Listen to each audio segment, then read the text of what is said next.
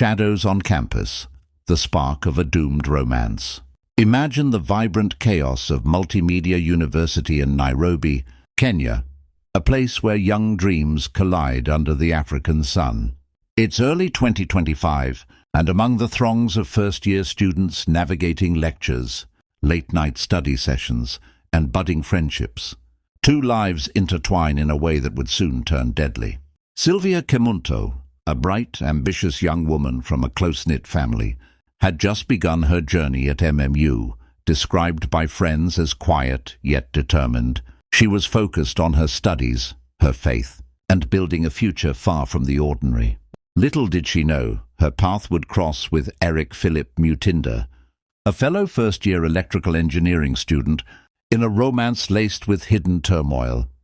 It started innocently enough, as many campus love stories do. Whispers from classmates paint a picture of stolen glances in the cafeteria, shared notes during tutorials, and walks around the sprawling campus grounds. Eric, known for his reserved demeanor but intense gaze, pursued Sylvia with persistence. They began dating sometime in late 2024 or early 2025, drawn together by shared classes and mutual friends. But beneath the surface, cracks formed quickly. Witnesses later revealed that their relationship was rocky, marked by arguments over jealousy, control, and differing visions for the future.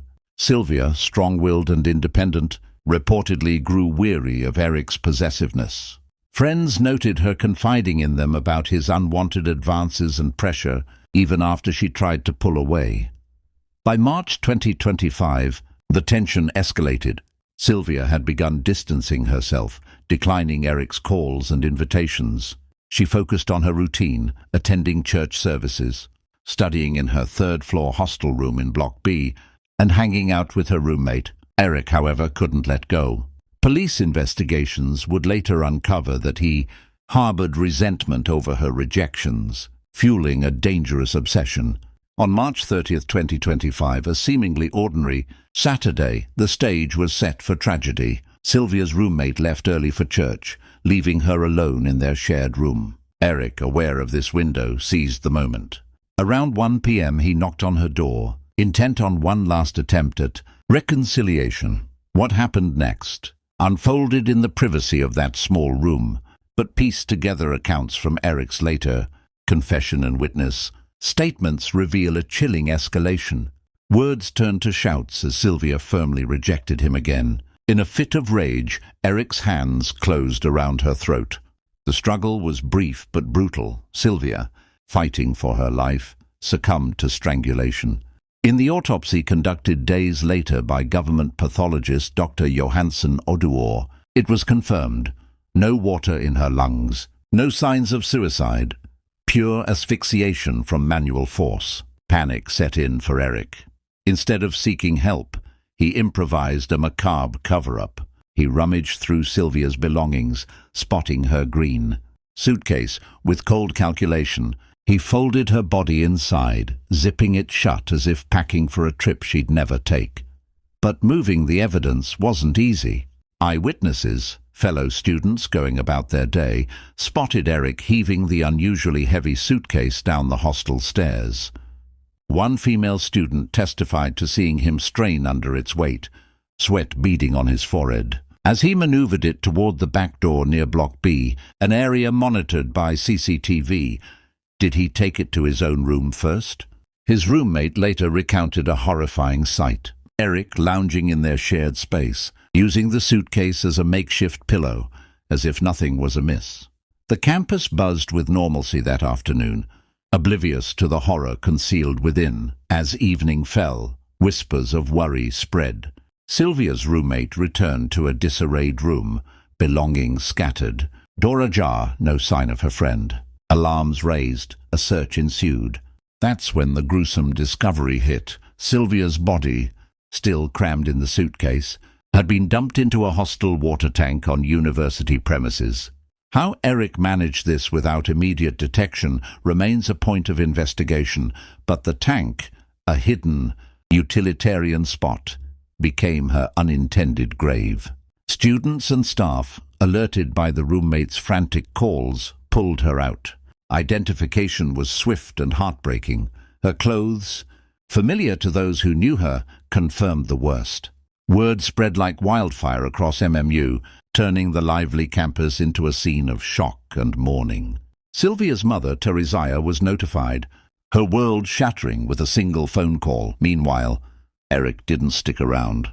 Slipping away under the cover of dusk, he began his desperate flight. But before vanishing entirely, he made an odd, telling move. On March 31st, he attended a local church service and, in a bizarre act of deflection or guilt, offered Sylvia's mobile phone as a tithe.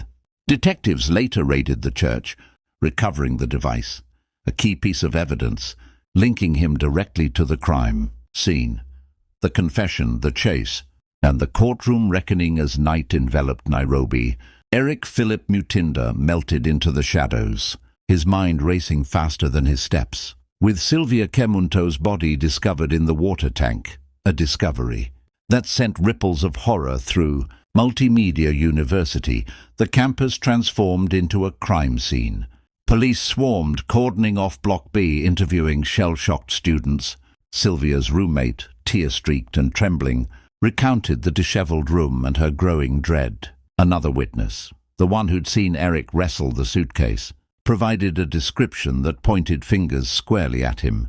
CCTV footage from the back door corroborated the timeline, capturing his labored exit.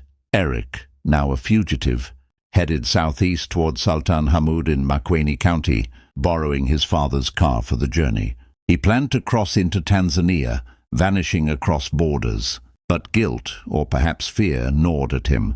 On April 3, 2025, 3 days after the murder, he cracked, dialing a close friend and fellow student.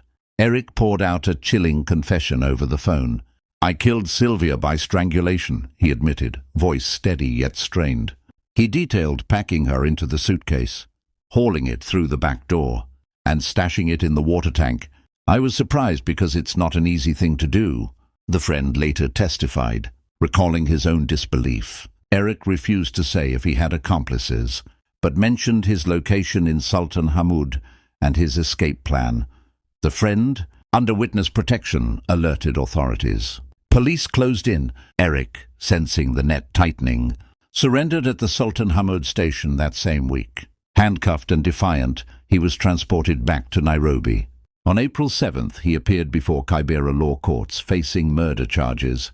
He pleaded not guilty, but the evidence mounted, the phone recovered from the church, autopsy results ruling out drowning and confirming strangulation, witness accounts, and his own damning call. The case took a twist in June 2025, when a mental health assessment declared Eric unfit to stand trial. Diagnosed with potential instability, perhaps exacerbated by the crime's weight, he was remanded for treatment. Months blurred as therapy and evaluations ensued, delaying justice. Sylvia's family, led by her grieving mother, campaigned tirelessly for closure, their pain amplified by media scrutiny. The story gripped Kenya, a tale of campus love gone fatally wrong, highlighting issues of gender-based violence and mental health. By January 2026, Eric was deemed fit. The trial ignited on January 26 at Kibera Law Courts, presided over by Justice Diana Kavedza. Emotions boiled over from day one. Sylvia's mother took the stand first, collapsing in tears as she relived the disappearance. 8 witnesses followed, weaving a web of incrimination. The protected friend repeated the confession verbatim. The roommate described the chaotic room. Another student detailed the suitcase struggle. Eric's own roommate shared the eerie pillow anecdote. The prosecution, spearheaded by Christine Timoy, promised more: DNA, CCTV enhancements, and phone records. Defense attorney Johnston Jr. poked holes, questioning witness credibility and suggesting coercion or misremembered details. Eric maintained innocence, but the courtroom air thickened with anticipation. As hearings continue, the nation watches, hoping for justice in this heartbreaking saga.